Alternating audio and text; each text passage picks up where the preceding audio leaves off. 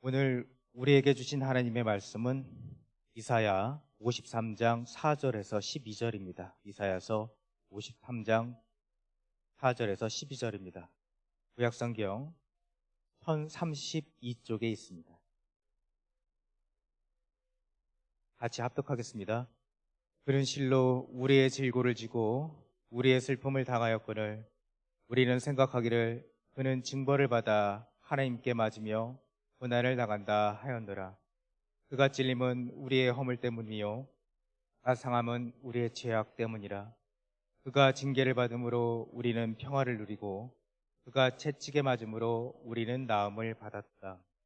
우리는 다 양 같아서 그릇 행하여 각기 제 갈 길로 갔거늘 여호와께서는 우리 모두의 죄악을 그에게 담당시키셨도다. 그가 곤욕을 당하여 괴로울 때에도 그의 입을 열지 아니하였으며 마치 도수장으로 끌려가는 어린 양과 털 깎는 자 앞에서 잠잠한 양같이 그의 입을 열지 아니하였다. 그는 곤욕과 신문을 당하였고 끌려갔으나 그 세대 중에 누가 생각하기를 그가 살아있는 자들의 땅에서 끊어짐은 마땅히 형벌받을 내 백성의 허물 때문이라 하였으리요. 그는 강포를 행하지 아니하였고 그가 입에 겨짓이 없었으나 그의 무덤이 악인들과 함께 있었으며 그가 죽은 후에 부자와 함께 있었도다. 여호와께서 그에게 상함을 받게 하시기를 원하사 질고를 당하게 하셨은즉 그의 영혼을 속건제물로 드리기에 이르면 그가 시를 보게 되며 그의 날은 길 것이요 또 그의 손으로 여호와께서 기뻐하시는 뜻을 성취하리로다. 그가 자기 영혼에 수고한 것을 보고 만족하게 여길 것이라. 나의 이로운 종이 자기 자식으로 많은 사람의 이롭게 하며 또 그들의 죄악을 친히 담당하리로다. 그러므로 내가 그에게 존귀한 자와 함께 몫을 받게 하며 강한 자와 함께 탈취할 것을 나누게 하리니 이는 그가 자기 영혼을 버려 사망에 이르게 하며 범죄자 중 하나로 헤아림을 받았음이니라. 그러나 내가 그가 많은 사람의 죄를 담당하며 범죄자를 위하여 기도하였느니라. 이 시간 이성민 담임 목사님께서 나오셔서 하나님의 말씀을 전해주실 때 은혜 받는 시간이 되시길 바랍니다.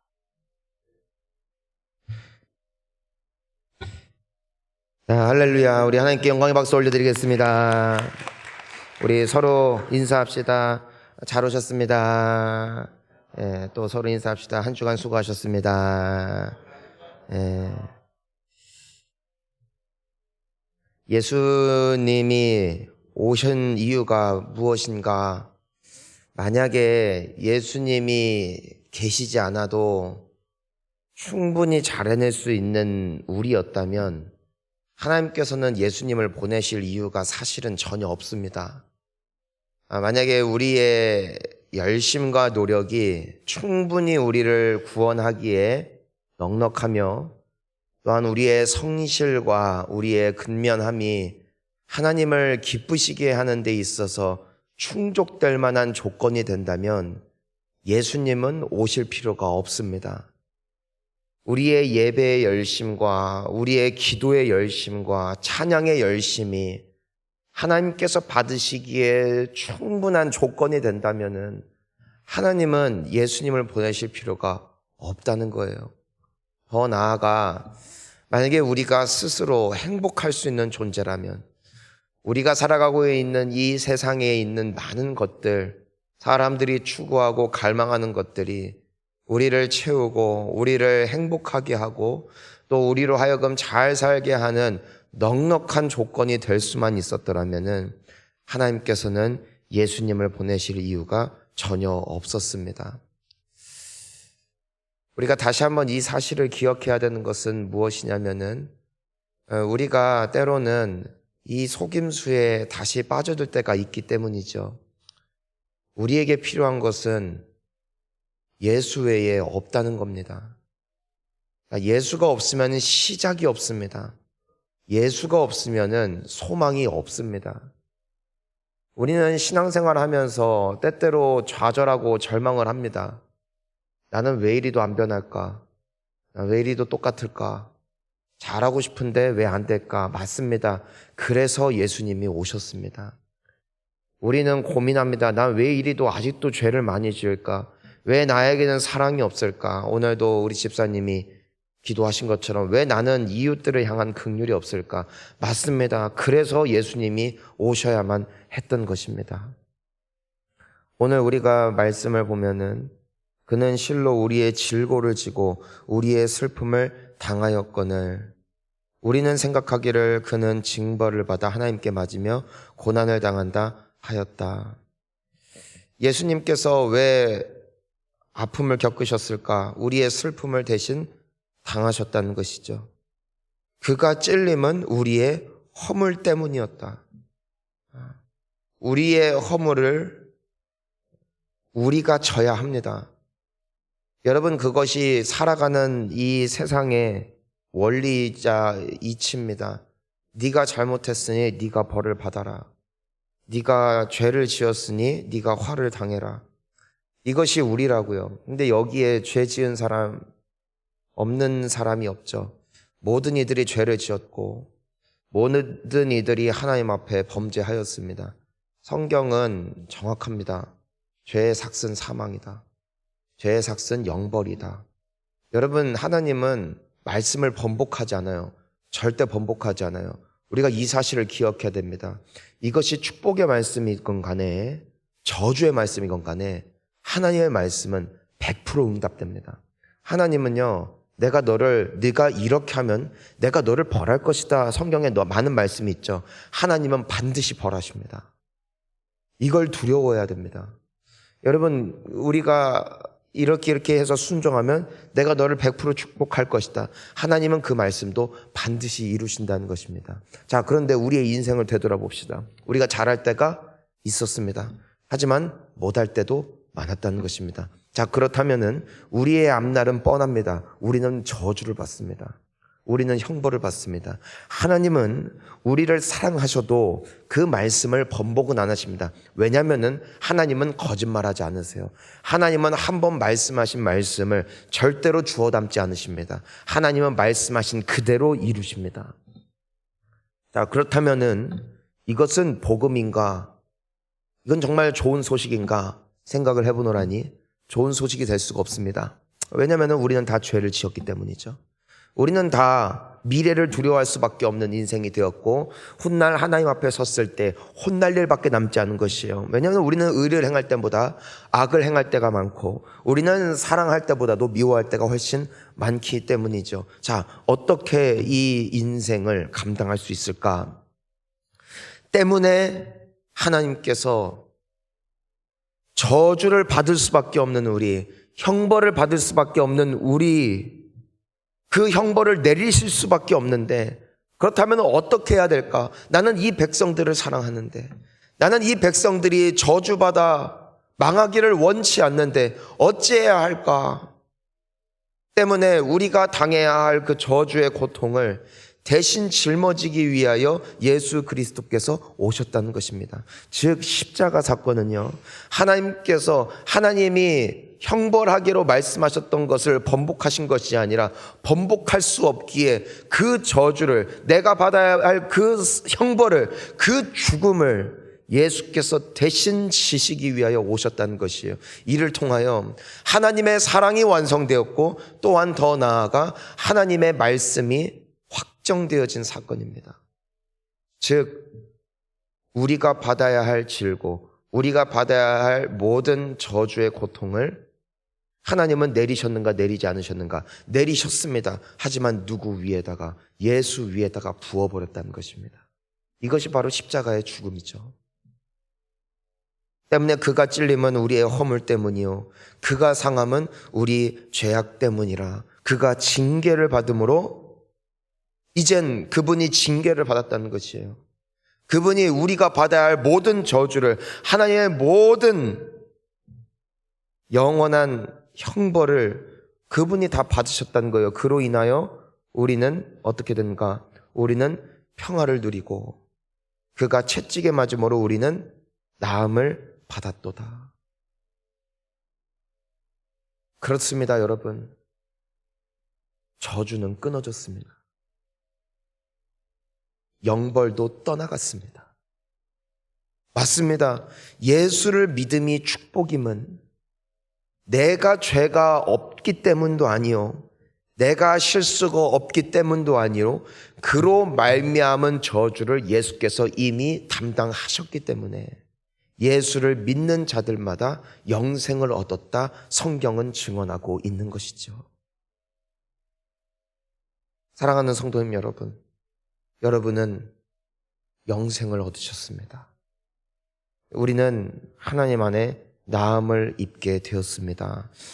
우리의 모든 죄악을 그에게 담당시키신 것이죠. 여러분, 오늘날 우리에게 필요한 것은 무엇일까? 재미있는 사건이 있어요. 예수님께서 십자가에 달려 죽으시기 전에 제자들과 함께 시간을 보내시면서 두 가지 일을 행하시는데, 하나는 그들에게 떡과 포도주를 나누시며 마지막 만찬을 가지셨던 것이고요. 또 하나는 무엇이었냐면은 예수님께서 그들의 발을 씻겨 주셨다는 것입니다. 베드로는 완강히 거부하죠. 왜 나를 씻기십니까? 씻기지 마십시오. 그러자 예수님이 말씀하십니다. 내가 너의 발을 씻기지 않으면 너와 나는 상관이 없다. 그러니까 베드로가 한술 더 떠서 나아가죠. 그렇다면 나의 머리끝부터 발끝까지 다 씻어 주십시오.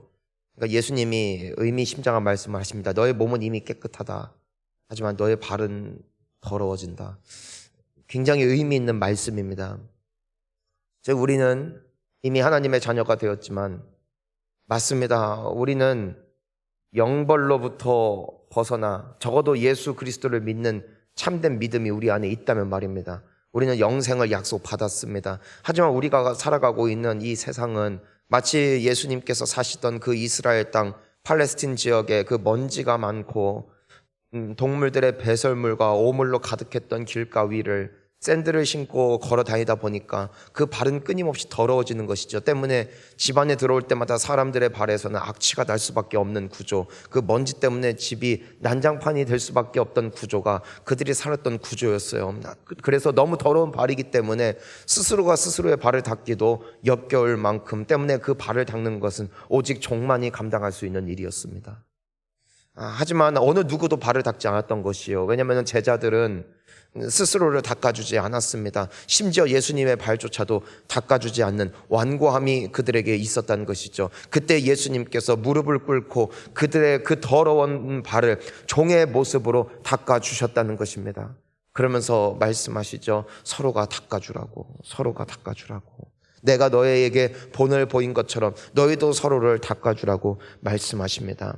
맞습니다. 우리는 주님 앞에 나올 때마다 어찌 보면 이 제자들의 모습과 같습니다. 몸은 깨끗합니다. 얼굴도 깨끗합니다. 이미 예수님으로부터 깨끗하게 씻음을 받은 사람들이죠. 하지만 우리는 이 죄악 많은 세상을 끊임없이 살아가며 계속해서 우리의 영혼의 발에 더러운 죄악을 묻히고 다니죠. 우리는 끊임없이 죄를 지으며 나아가죠. 하지만 예수 그리스도 앞에 나아갈 때 예수님은 우리의 발을 닦아주십니다. 깨끗하게 씻어주시는 것입니다. 죄는요, 왜 짓지 말아야 되냐면요, 그 죄가 우리의 영혼의 구원을 취소하기 때문은 아닙니다. 결코 그건 아닙니다. 왜냐하면 죄 때문에 받아야 할 영벌을 예수님이 대신 받으셨기 때문입니다. 이미 예수님을 믿는 자들에게는 정죄함이란 없는 것입니다. 하지만 어제도 우리가 함께 나눈 것처럼 요한 1서의 말씀은 무엇입니까? 우리가 하나님의 자녀가 되었다 함은 이제 하나님과 함께 공존한다는 것이고 하나님과 함께 사귐이 있다는 것인데, 하나님 빛 대신 주님과 사귐이 있다 하고 여전히 어두움 가운데 행하면은 그 사람은 거짓말하는 자다 했습니다. 즉 하나님이 아버지다, 하나님과 나는 이제 하나가 되었다, 내 안에 예수 그리스도께서 계시다, 예수님이 나의 주님이 되셨다라고 고백하지만 여전히 우리가 어둠 가운데 거하고 있다면 그 사람은 거짓말하고 있다는 것이죠. 왜냐하면 그들은 아버지가, 빛이신 아버지가 나의 삶 가운데 계시다는 증거가 그들의 삶 가운데 드러나지 않기 때문이라는 것입니다. 맞습니다. 예수님을 믿는다는 것은요, 단순히 그래 예수님이 있지라고 고백하는 것이 아니라 주님과 나는 하나라는 고백입니다. 내가 주님과 함께 동행하는 삶입니다. 아버지가 하나님이 되었다는 것입니다. 가족은 함께 사는 것입니다. 가족은 함께 있는 것입니다. 때문에 가족은 닮습니다.